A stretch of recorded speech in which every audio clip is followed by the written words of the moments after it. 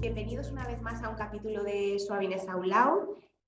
Para los que no me conocéis, soy Lorena Monzó, trabajo en Suavinex desde hace 16 años.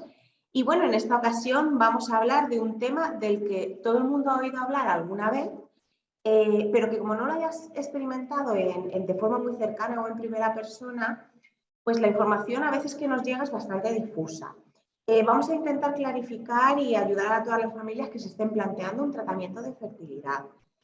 Según los últimos datos arrojados por el Ministerio de Sanidad y la Sociedad Española de Fertilidad, alrededor de unas 181.000 familias se someten cada año a tratamientos de fertilidad.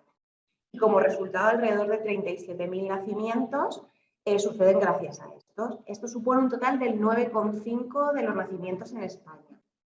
Para hablar de este tema, tenemos como invitada a Laura Gazpio Santamaría, que para llegar a tener a su hijo, y imagino que es su único hijo, que ahora nos contará, se sometió a un tratamiento de fecundación in vitro. Laura es presentadora de televisión y mamá de un precioso niño que se llama Telmo. Y nada, nos va a contar un poquito su experiencia. Laura, encantada de hablar contigo. Igualmente, Lorena, encantada de poder aprovechar este altavoz para un tema tan del día a día. Eso es. Y tan oculto a la vez. Sí, y tan oculto a la vez. Muy bien. Pues nada, darte las gracias, por supuesto, por participar en uno de nuestros programas. Y bueno, comentar, sí que quería hacer una pequeña aclaración, y es que existen como dos tipos de tratamiento. La fecundación in vitro, que es a lo que te sometiste tú, Laura. La inseminación artificial. La inseminación artificial es un poquito la diferencia principal, porque sí que hay más diferencias, es que la gestación del embrión se hace en el interior de los genitales femeninos, y la in vitro es que se inserta el embrión en la mamá. ¿Vale? Pues nada, Laura, ¿cómo te informaste? ¿Cómo llegaste a la conclusión? ¿Cómo pensaste? ¿Cómo terminaste decidiendo que ibas a hacer un tratamiento de fertilidad? Bueno, en nuestro caso no fue una decisión propia, decidió la vida por nosotros, por así decirlo. A mi marido le diagnosticaron una enfermedad y entonces, previo a ese tratamiento, tuvimos que acudir a un proceso de fecundación in vitro, porque si en ese momento no congelábamos la muestra de esperma, puede ser que posteriormente ya no pudiéramos ser papás. Entonces, en ese momento, pues nosotros no nos habíamos planteado la paternidad, pero dijimos, pues, o ahora o nunca. Así que procedimos a la preservación del esperma para después iniciar el proceso de fertilidad, que como muy bien has dicho, puede ser inseminación artificial o fecundación in vitro. Dos tratamientos, digamos, que son como una escalera, ¿no? Y van avanzando desde el más básico y el de menos tasa de embarazo hasta el más sofisticado, como puede ser la inseminación artificial, hasta el más sofisticado con mayor tasa de embarazo y bastante más, vamos a llamarlo agresivo, no es la palabra, pero bastante más fuerte, ¿no?, para la mujer, como es la fecundación in vitro. ¿Vosotros optasteis primero por uno y después por el otro, o directamente os decidisteis por la in vitro? No, nosotros es que, a ver, por ejemplo, un porcentaje de éxito de una inseminación artificial puede estar en torno al 20% y de una fecundación in vitro puede estar en torno al 70%. En nuestro caso, la muestra era reducida, era lo que había, no íbamos a tener posteriores ocasiones, así que teníamos que ir a un caso de fecundación in vitro sí o sí. Vale, y en el momento en que le diagnostican esta enfermedad a tu pareja y decidís congelar el esperma, hasta que tú te sometes a este tratamiento, pasa un tiempo, ¿tienes ese tiempo de reacción, de tomar la decisión? ¿Lo asientas, lo habláis, o directamente todo esto pasa muy de seguido? La verdad es que, por suerte, fue bastante seguido. A nosotros, en la seguridad social, en la sanidad pública, le diagnostican la enfermedad a mi marido, entonces el proceso, digamos, que comienza de una forma paralela. Y además, en ese caso, nos dieron paso preferente, ¿no?, pues por adelantar un poco los tiempos de espera, porque además otra de las losas que cae sobre este tipo de tratamientos es el tiempo de espera. O sea, desde que una pareja toma la decisión hasta que puede llevarlo a cabo, si lo hace por la sanidad pública, pues el tiempo de espera depende de cada comunidad, pero corto no es. Si decide hacerlo por una clínica privada, claro, el desembolso es bastante importante, no solo el del tratamiento, sino el de la medicación que debes tomar, el de la posterior transferencia. Entonces, pues aparte del tratamiento en sí, hay muchísimos hándicaps que envuelven a todo esto, que además van haciendo que sea un tema tabú y que sea todo a su vez mucho más complicado, ¿no? Es como la pescadilla que se muerde la cola. Ya, o sea que casi en ese momento empezáis de forma paralela con el tratamiento. Vale. Eso es. Vale, ¿y cómo vivís esos días? Imagino que tiene que ser un shock en el momento que te enteras de una noticia que al final va a ser decisoria para cómo llevar tu vida. Y luego además psicológicamente el someterte a algo que no tienes pensado, o sea, son dos cosas a las que te ves sometidas en un periodo de tiempo muy corto. Sí, a ver, aunque te he dicho que fuimos como opción preferente, ¿no? Y que los plazos de espera se acortaron, tampoco fue algo inmediato. O sea, no recuerdo exactamente cuánto tiempo tuvimos, pero sí que tuvimos, bueno, pues unos meses, ¿no? Para ir haciéndote a la idea, ir informándote también de lo que vas a comenzar y de cómo va a ser todo el proceso y para llegar suficientemente preparado para todo Claro. lo que te va a tocar. Claro, ¿y cómo te informas? ¿Tienes acceso de alguna forma a través de la Seguridad Social a ese tipo de información o tienes que buscarlo de forma paralela también? A ver, es cierto que todo lo que preguntas te lo responden en la Seguridad Social, pero claro, tú tienes unas consultas, es decir, si tú un martes a la mañana tienes una inquietud, tienes que esperar hasta el día de la consulta. Y pues, por suerte o por desgracia, a día de hoy tenemos diversas fuentes de información a las que acudimos, ¿no? Y donde vas recabando información. Pero, por ejemplo, en mi caso, la información más valiosa fue la de personas que habían pasado por ese tipo de experiencias. Y esa información la encontré en Instagram. Ahí empezó a crecer mi cuenta con Telmo3, en primer lugar en un formato anónimo, digamos, porque únicamente el objetivo era ese, era buscar experiencias de chicas que habían pasado por lo mismo y que te iban contando en primera persona cómo era ese tratamiento. Entonces, esa información que te llega la ves como mucho más veraz, como mucho más cercana y no tan científica como la que puedes encontrar en San Google. Totalmente.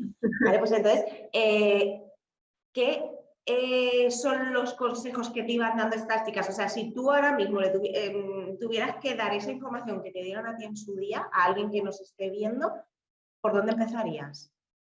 A ver, a día de hoy me escriben infinidad de chicas por mi perfil de Instagram, pues haciendo lo mismo que yo hice en su día, ¿no? Preguntando, queriendo saber y queriendo conocer cómo ha sido mi experiencia. Y sobre todo, siempre empiezo por decirles que confíen en lo que tenga que ser, que no depende de ellas, porque muchas veces también el sentimiento de culpabilidad, cuando van llegando esos intentos fallidos en un proceso de fecundación in vitro, el sentimiento de culpabilidad está ahí. Entonces, volvemos a añadir peso al asunto. Entonces, es que el sentimiento de culpabilidad aparece siempre en la vida de una mujer, sobre todo cuando es madre. O sea, ahora mismo me estás confirmando algo que cuando hemos hablado con mamás embarazadas, con mamás que han tenido abortos, con mamás que han tenido que por lo que sea, pues dejar a sus niños por conciliación, siempre aparece la culpa. Y aquí, claro, entiendo que no es menos, o sea, aparece. Eso es, intento fallido. ¿Qué he hecho mal? ¿No? Es que necesariamente no has tenido que hacer algo mal, es que o no era el momento, o tu cuerpo no estaba preparado, o no ha funcionado por el motivo que sea, pero tú no has hecho nada mal, tú simplemente confía y si tiene que ser, será. Y sobre todo, empiezo por la palabra confía, pero después continúo con la palabra naturalidad. O sea, el hecho de ocultarlo va añadiendo más peso, como he dicho antes, a todo el asunto y, por ejemplo, en el tema laboral. Claro, tú tienes que pedirte permisos, tienes que faltar al trabajo en ciertos días porque al final, bueno, pues son días de consultas médicas, en muchas ocasiones van muy seguidas, muy programadas y si tú en tu trabajo no estás diciendo por qué te estás ausentando, eso te crea pues un doble sentimiento de culpabilidad también, ¿no? O de falta de responsabilidad, o de llámalo como una cadena que va embarrando todo el asunto y que hace que sea más complicado. Entonces, yo siempre empiezo por ahí. Y luego, sobre todo que confíen en sus profesionales, porque al final, claro, hay veces que me preguntan aspectos bastante técnicos que yo no soy quien para responder, o sea, hay cosas que sí que puedo responder de manera empírica por lo que yo he vivido, pero claro, hay otros asuntos en los que ya tienen que consultar con sus profesionales porque cada caso además es un mundo. Totalmente. Bueno, pues importante resaltar que no hay culpa que valga al final es como cuando tienes un aborto, no estamos haciendo nada mal, como tú comentas, como tú muy bien comentas. Y me parece muy importante el tema que has tocado de la naturalidad, que al final, cuanto más hablemos de que la gente se someta a tratamientos de fertilidad, que hay muchísimas familias, te digo, en los últimos datos, 181.000 familias que se están sometiendo a ello, pues más fácil va a ser para todos y para los que vayan detrás de nosotros, porque al final en el trabajo, como tú bien dices, no pasa nada si te estás sometiendo a un tratamiento de fertilidad. No tiene que existir esa culpabilidad, no tiene que existir absolutamente nada, como si te sometes a un proceso de adopción. Podríamos equipararlo de esa misma manera.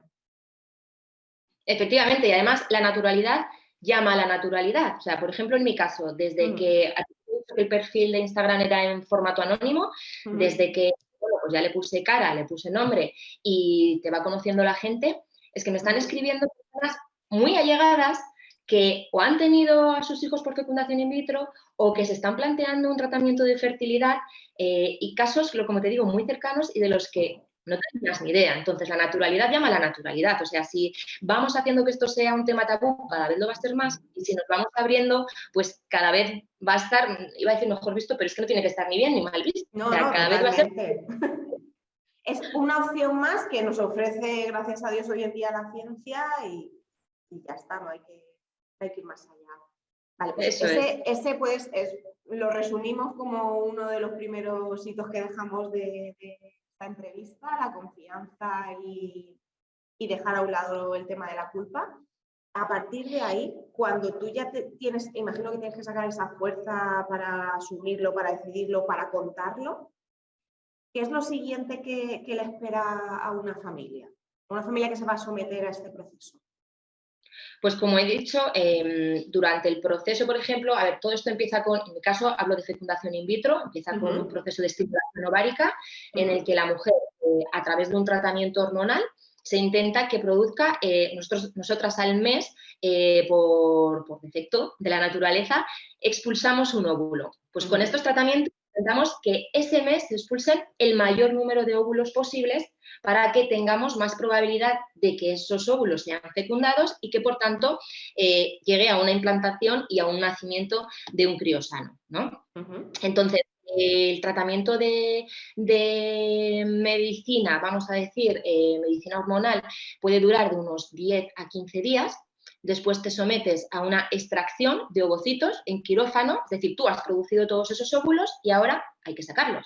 Vale, entonces, y una pregunta, porque, por dejar los términos aclarados, esa estimulación hormonal a la que te ves sometida, ¿mediante qué? ¿Mediante medicina oral? ¿Mediante inyecciones hormonales? Bueno, depende de cada caso, pero yo creo que las inyecciones no faltan en ninguno. O sea, en algunos casos serán más, en otros serán menos. Yo, por ejemplo, en mi primer proceso de fecundación in vitro con el que tuvimos a Telmo, únicamente tuve inyecciones hormonales. Ahora estamos en medio de una operación hermanito y estoy teniendo también medicación oral. Entonces, depende de cada caso, del profesional que te lo lleve y depende de muchos factores, pero sí, las inyecciones... Vale.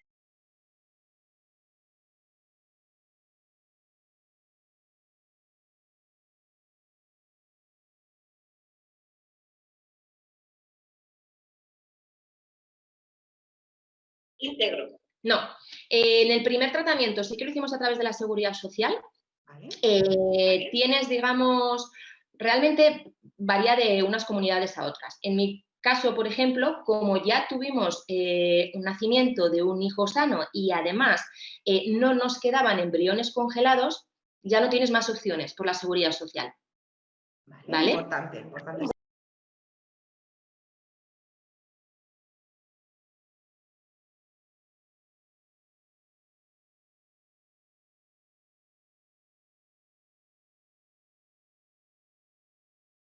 Funcionó muy bien, pero no te dejas de sentir un número.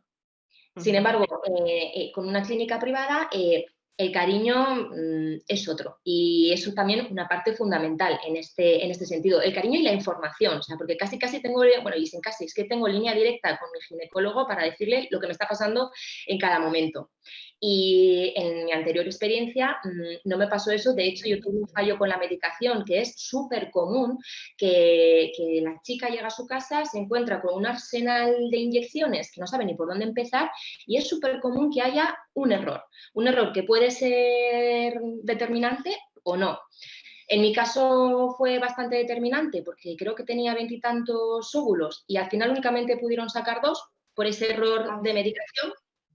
Entonces, en mi caso, en ese sentido fue determinante y quizás en ese momento hubiese tenido, cuando yo me di cuenta en mi casa un día a las 10 de la noche de que había cometido un error, pues en ese momento hubiese tenido dónde acudir, como tengo ahora, por ejemplo, con una clínica privada, pues a lo mejor habría habido solución. O no, que es que no lo sé, no tengo ni idea. Pero sí que es cierto que yo ahora mismo me siento mucho más apoyada que lo que me sentí en su día. Vale, está también bien resaltarlo y saberlo. Vale, pues bueno, medicación, hemos parado en esa parte y a partir de la medicación, el siguiente paso es el producir más óvulos, como íbamos comentando. Eso es. Una vez los hayamos producido a través de esa medicación, pasamos a la extracción ovocitaria. Se realiza en un quirófano con sedación y pues al ratito de despertarte y de recuperarte, ya pasan por tu habitación y te dicen cómo ha ido.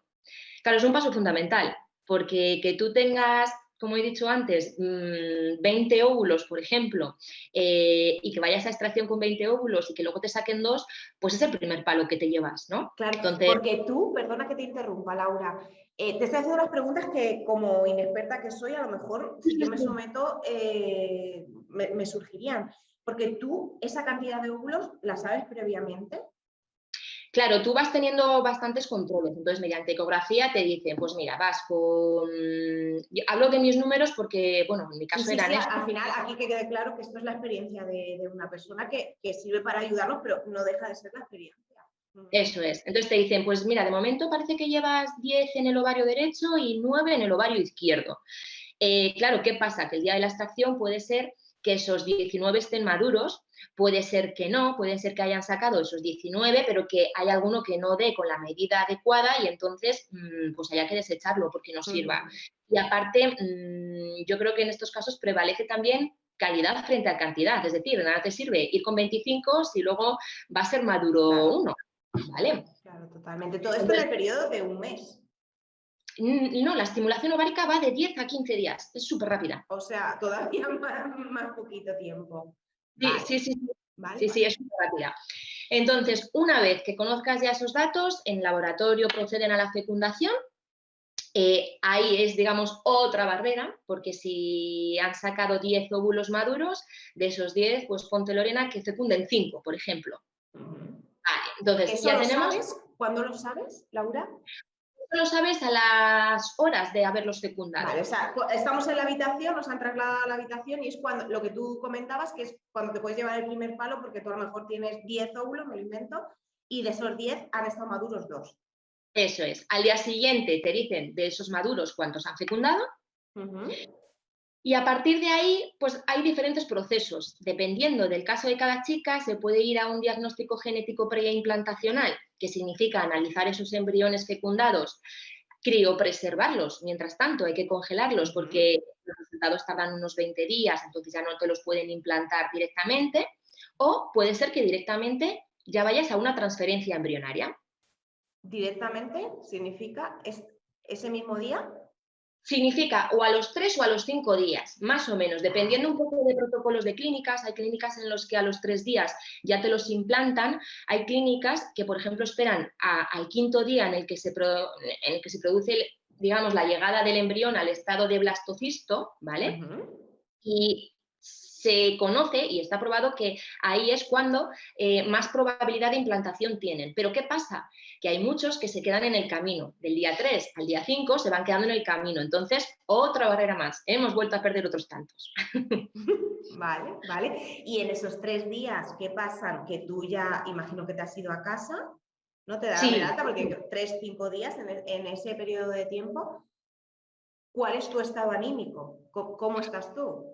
Bueno, el estado anímico yo creo que es el mismo durante todo el proceso, o sea, es un Ujú. estado de montaña rusa, de buenas, malas noticias, de positivismo, bueno, pues te puedes imaginar, Con un además torbellino de... un cóctel de hormonas todavía, porque te estás inyectando hormonas. Sí, ya en ese momento ya no, cuando tú vuelves a casa ya no, pero bueno, todavía Claro, tienes algo pero de sí que efecto. te has sometido, claro, te has sometido a un nivel hormonal diferente al tuyo, que durante ese proceso imagino que también te hará pues, tener esos vaivenes de qué bien lo vamos a conseguir o de repente esto es súper complicado, no se Eso es, sí, la solucionar. verdad es que vas pasando, digamos que casi por todos los estados de ánimo posibles, ¿no? En tan solo unos días. Entonces, nos habíamos quedado en la transferencia embrionaria. La Eso es. transferencia embrionaria se vuelve a hacer en quirófano, aquí ya no necesitas sedación, de hecho, Ujú. es bueno, prácticamente no, es totalmente indolora, no notas apenas nada y es un momento muy emocionante porque tú al final estás viendo en la pantalla de la ecografía cómo está llegando tu embrión a tu útero, ¿no? A tu endometrio. Ahí, ¿ves cómo lo ponen? Y la verdad es que es un momento pues, muy emocionante del proceso, ¿no? Y a partir de Ujú. ahí creo que comienza lo peor. Ya. Ahí, imagino que cuando tú lo ves ahí, es como, esto es una realidad, está aquí. Imagino que también el palo de perderlo a posteriori, si eso sucede, es todavía más grande, porque ya lo Claro, por eso creo tienes. que comienza lo peor, porque es el llamado estado beta espera, Ujú. que yo creo que es cuando más chicas me escriben por Instagram, ¿no? En plan de, ¿y qué síntomas tuviste? ¿Y qué pasó? ¿Y cuánto tiempo te tardó en dar positivo el test? ¿Y ahora qué tengo que hacer? ¿Y puedo comer esto? Y, o sea, ahí sí que sientes como que depende todo de ti y ahí sí que depende de clínicas, entre 10 y 15 días de beta espera que desespera. O sea, es un Normal, proceso. normal. Sí, sí, sí, la verdad que sí. Después, mediante una analítica de sangre, se confirma si el proceso ha tenido éxito o no. Si ha tenido éxito, volvemos a una espera que se llama ecoespera hasta ver que todo ha ido correctamente, que el embrión se ha desarrollado, que tiene latido y demás. Y si no, pues toca volver a empezar. Si toca volver a empezar con embriones criopreservados, pues bien, porque al final el tratamiento es mucho más sencillo. Si toca Ujú. volver a empezar desde la estimulación ovárica porque no nos quedan embriones congelados, pues vuelve a ser todo un poco más tedioso y se te vuelve a hacer un poco bola. Vale, ¿alguna forma de preparar el cuerpo una vez que tienes el embrión dentro o anteriormente? O... Mira, yo hablando con mi doctor, con Íñigo Davalillo, me dice, Laura, hay muy pocas cosas que la persona pueda hacer para mejorar su fertilidad. Hombre, a no ser que sean casos pues, muy extremos, ¿no? De, pues mira, es que yo me voy por ahí y me tomo 10 vinos al día, por decir, y me fumo 3 paquetes de tabaco, ¿no? Y Ujú, yo qué sé. ujú. A no ser Sí, que sí, sean sí. casos extremos, dentro de tu vida ordenada y normal, el primer día de la transferencia embrionaria sí que te mandan reposo, pero después tú puedes seguir con tu vida si no hay ningún problema. Hombre, pues no vas a ir al gimnasio, ¿no? A levantar pesas, Lógicamente, pero evidentemente. son cosas totalmente lógicas. Eso es, son cosas bueno, pues que caen por su propio peso, ¿no? Pero tú puedes llevar tu vida totalmente normal y pocas cosas puedes hacer que dependan de ti para que implante o para que no. Ya. En tu caso, Laura, ¿fue a la primera? ¿Tuviste la suerte de que fuera la primera? En mi caso tuve la suerte de que fue la primera. Fíjate que te he dicho antes que solo me sacaron 2 óvulos. Ujú. Los 2 fueron maduros, los 2 fecundaron, me implantaron, o sea, me transfirieron los 2 e implantó uno, ¿vale? Ujú. Me los transfirieron además a día 3 porque al solo tener 2 no querían arriesgarse a perderlos y que no lleguen a día 5, entonces me los implantaron Ujú. a día 3 y bueno, pues Telmo tenía que llegar y llegó, porque hablándolo con mi doctora a día de hoy me dice, tenemos un euroembrión. Digo, lo sé. O sea, sí, sí, sí. Sin embargo, ahora, pues no se está dando porque, bueno, pues parece que ya hemos dado con la tecla del problema. Todos estos son términos muy científicos, Lorena, pero parece que hay un valor hormonal en mi cuerpo que cuando me hacen la transferencia, pues no se sabe por qué desciende. Ajá, Entonces, ahora ya que sabemos qué es lo que está pasando, pues vamos a intentar afrontarlo por ahí. directamente. Eso es. ¿Y qué diferencia, aparte de ese trato que has comentado de seguridad social y clínica privada, qué otras cosas, si las hay, notas de diferencia entre acudir a un sitio público y a un sitio privado? Pues, por ejemplo, en mi caso, yo vivo en Miranda de Ebro, Ujú. Comunidad de Castilla y León, y el hospital público que se dedica a este tema de fertilidad y que realiza este tipo de tratamientos está en Valladolid, está a 2 horas de mi casa. Entonces, Ya es claro, un hay días montón. en los que, claro, hay días en los que tienes que ir, pues a lo mejor un día sí y un día no. O sea, hay épocas de tratamiento en las que te tienen que estar en continua vigilancia. Los últimos días antes de la estación ovocitaria, claro, imagínate lo pesada que estás un mes de regla normal con un óvulo, pues ahora multiplícalo por 20. Buah. Entonces, tu estado físico pues es un poco más pesado, ¿no? Y claro, Ujú. tienes que ir a Valladolid, que son 2 horas, espera la consulta, vuelve a casa y todo esto pues se hace un poco más incómodo. Ahora mismo yo, por ejemplo, estoy en Illín Reproducción, que es una clínica que tiene, es un centro, digamos, que tiene diferentes clínicas en el norte de España y por lo Ujú. tanto yo desde Miranda de Ebro me desplazo a un simple control rutinario. Puedo elegir en cuál de las clínicas lo hago, elijo Vitoria, que lo tengo a 25 minutos de mi casa, y cuando necesito un proceso de quirófano, ahí sí voy a Bilbao, pero es que lo tengo a 50 minutos. Entonces, eso es algo evidente. Pero sobre todo la respuesta, ¿no? Esa respuesta que a veces necesitas y que quizá la seguridad social no puede darte, ¿no? Que además es que se Ujú. entiende, o sea, la Sí, sí, seguridad sí, sí, social, totalmente. eso Esto, es, a ver, pues es una realidad, no se trata de lapidar no, ninguna de las no, no, opciones no, no, no, para nada. O sea, es para nada. simplemente que tengamos esa información de que aparte de tener pues, ese nivel hormonal, a nivel psicológico también no estás en tu mejor momento, pues a lo mejor esos desplazamientos le hacen a una persona plantearse otras cosas. Simplemente aquí cada uno toma sus decisiones y no es cuestión de juzgar absolutamente nada. Eso es, de hecho, vamos, no quiero que se me malinterprete No, no, no, porque no. o sea, les tengo que agradecer que no es poco, ¿eh?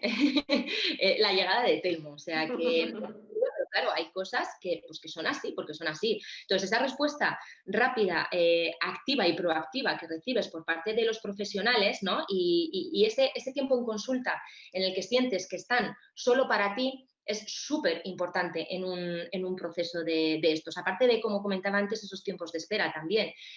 Con una clínica privada tú decides cuándo. Tú dices, mira, pues ya, el momento tiene que ser ya, voy y empiezo con la siguiente regla. Por ejemplo, en una clínica pública, en un hospital público, pues hay plazos de 1, 2 años, son plazos pues, que se demoran bastante en el tiempo. Porque a nivel psicológico, Laura, toda esta experiencia que estás contando, ¿cómo lo viviste tú? A nivel psicológico, no sé, ¿qué tipo de apoyo necesitaste? Si necesitaste un profesional, si tuviste un apoyo muy grande con tu familia, con tu pareja, ¿cómo lo experimentaste tú? Porque a nivel Sí, bueno, psicológico, a veces incluso hasta un embarazo nos puede un poco trastornar. Imagino sí, sí, que sí, sí, todo sí. esto.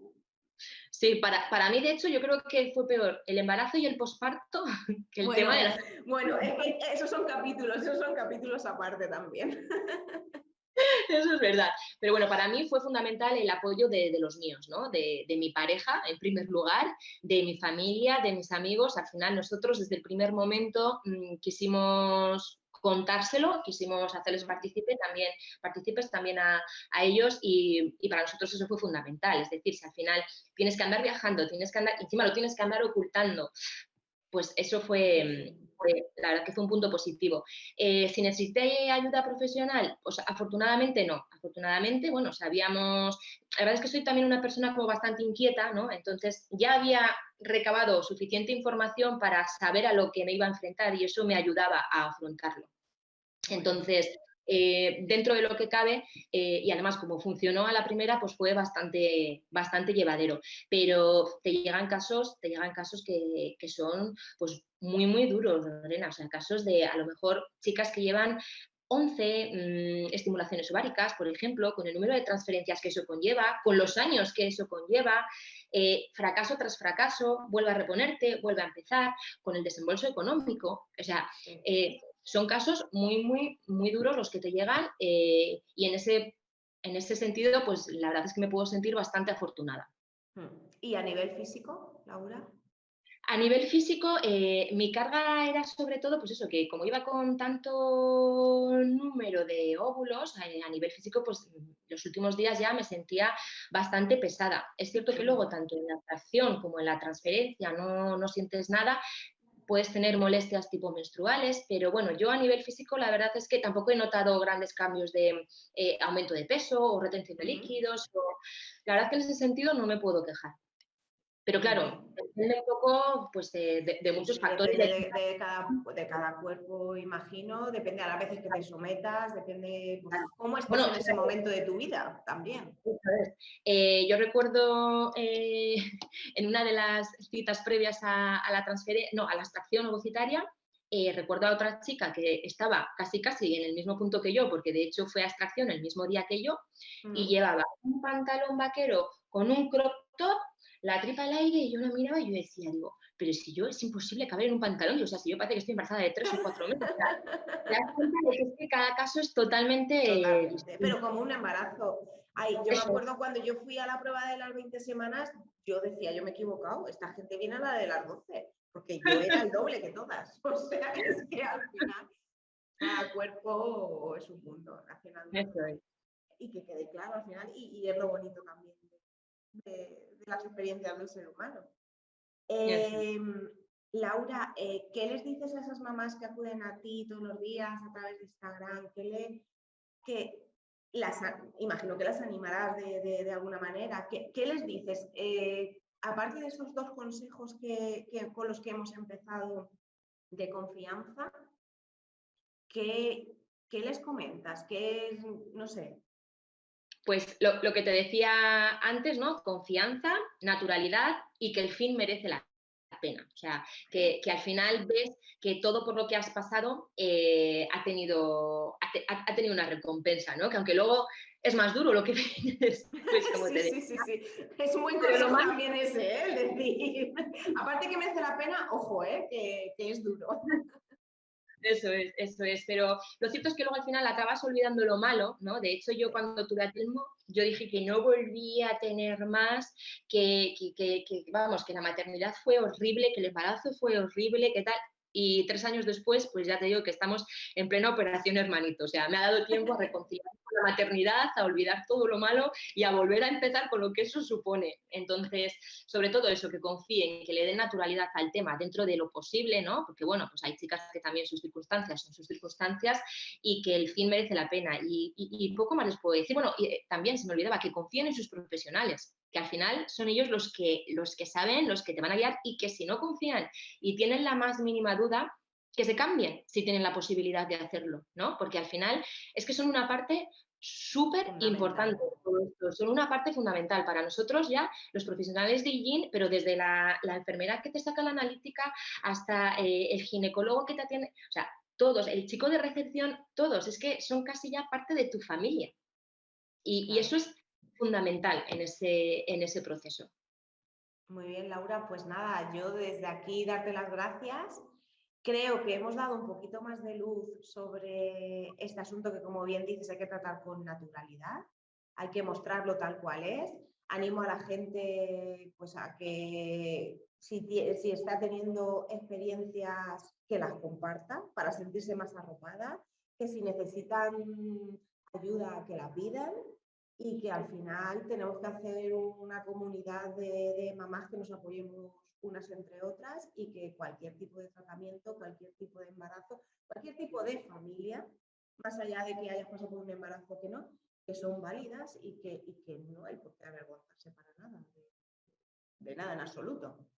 Para nada, sino todo lo contrario, ¿eh? O sea Hay que que sentirse orgullosos. eso es, en ciertos casos, pues mira, las cosas no se te han presentado tan fáciles como a otras personas, las has afrontado y lo hayas conseguido o no, has pasado por ello. Y eso al final es también de valientes. Eso es, y te harán crecer, estoy segura, como persona, porque todas estas experiencias nos hacen crecer muchísimo. Eso es, al final no deja de ser un aprendizaje y además una serie de personas que te llevas, ¿no? Para el resto de tu vida, porque es que ya te digo que yo a mis profesionales de la clínica es que me los voy a llevar, o sea, porque es que van a ser parte de mi familia y los partícipes y los artífices de ello, o sea, que es Qué que... bonito. Ujú. Qué bonito, Laura. Pues nada, me alegro muchísimo de haber hablado contigo y nada, espero que todo termine como terminó con Telmo, que tengamos pronto noticias y bueno, pues nada, te invito a que cuando esto se haga realidad, que volvamos a hablar. Ojalá, Lorena, seguro que sí. Yo súper dispuesta a participar, a colaborar con vosotros y sobre todo, pues bueno, a darle visibilidad a este tema que sí lo merece.